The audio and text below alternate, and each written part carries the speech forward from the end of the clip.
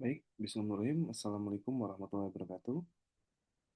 Gimana kabarnya teman-teman? Semoga sehat dan berbahagia selalu ya. Amin. Berjumpa lagi ya teman-teman dengan saya Yuda Dwi Nugraha, biasa dipanggil Yuda ya dalam mata kuliah pelaku konsumen dengan kode EKMA 4567. Baik teman-teman, jadi insya Allah selama 8 pertemuan ke depan ya, dari sesi 1 hingga sesi 8, nanti saya diamanah diberikan amanah oleh UT untuk mengampu mata kuliah ini. Gitu ya, teman-teman. Nah, eh, tentunya ada beberapa informasi yang perlu saya sampaikan ya. Yang pertama adalah terkait dengan capaian pembelajaran dari mata kuliah ini, kemudian terkait dengan deskripsi singkat ya, dan mungkin nanti ada skema-skema maupun peraturan terbaru ya yang diterapkan oleh UT mulai semester dasar ini gitu ya, teman-teman. Nah, masuk ke capaian pembelajaran ya teman-teman di mata kuliah pelaku konsumen. Jadi nanti teman-teman setelah mempelajari ya mata kuliah ini gitu ya, nanti diharapkan teman-teman bisa menganalisis gitu ya dan juga mengevaluasi pelaku konsumen gitu ya secara strategis maupun juga secara kritis. Nah, ini juga penting karena nanti teman-teman saya yakin juga cukup banyak mungkin ya yang sudah bekerja gitu ya atau mungkin punya bisnis, ini sangat relevan dan juga sangat bermanfaat buat teman-teman. Nanti juga nanti teman-teman bisa belajar ya bagaimana sih mengintegrasikan gitu ya analisis tersebut dalam merancang strategi pemasaran. Karena ini kan sangat relate ya, karena tujuannya sama-sama adalah konsumen kan begitu.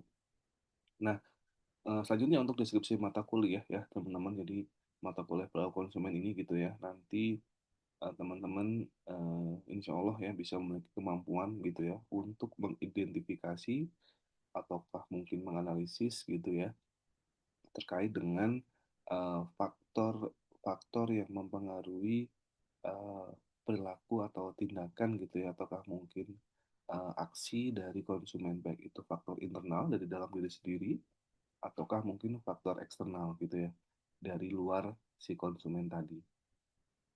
Gitu ya teman-teman. Dan ini juga penting karena nanti terkait faktor internal eksternal tadi itu nanti akan berkaitan gitu ya dengan eh, tahapan pengambilan keputusan konsumen. Nah, jadi teman-teman nanti bisa menganalisis nih ya, mulai dari problem recognition, pengenalan masalah gitu ya, hingga nanti post purchase setelah membeli gitu ya, apakah merekomendasikan, apakah nanti jadi brand advocate dan seterusnya dan seterusnya.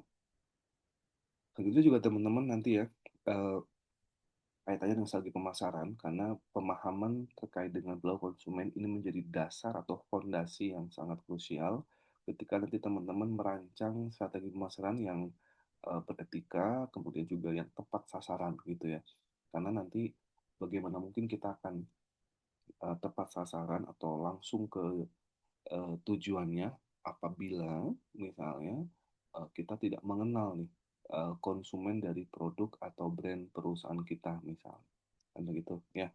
Nah, nanti dari sisi 1 sampai sisi 8 gitu ya, itu teman-teman nanti akan mempelajari berbagai topik menarik ya.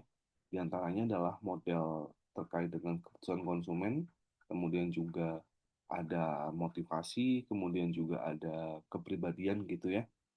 Ada nanti juga mungkin ada Big Five personality trait gitu ya, openness to experience, dan seterusnya, dan seterusnya.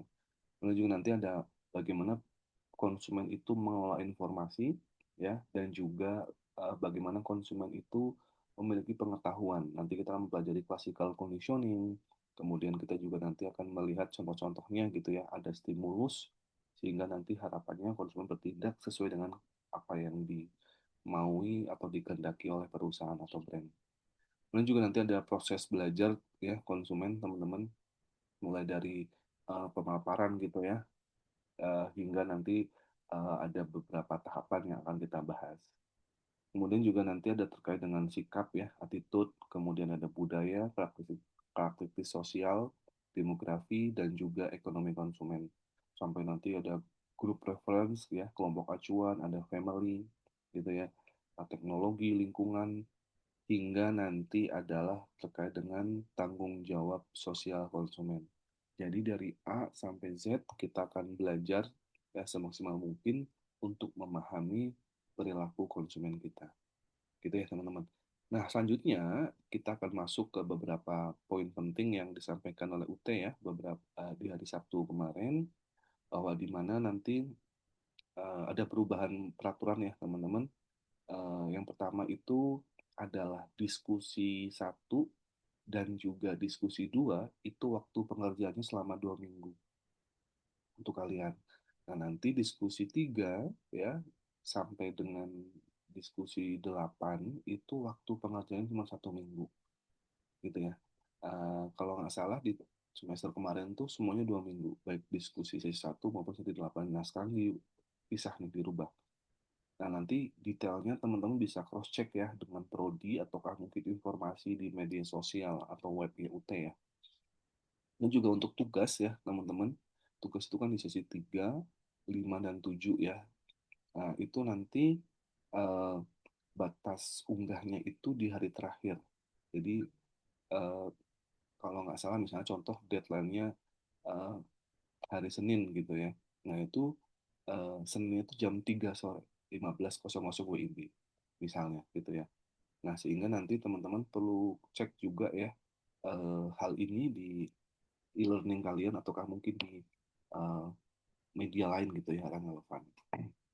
Nah, kemudian teman-teman terkait dengan apa namanya eh, nilai tuton ini ya teman-teman.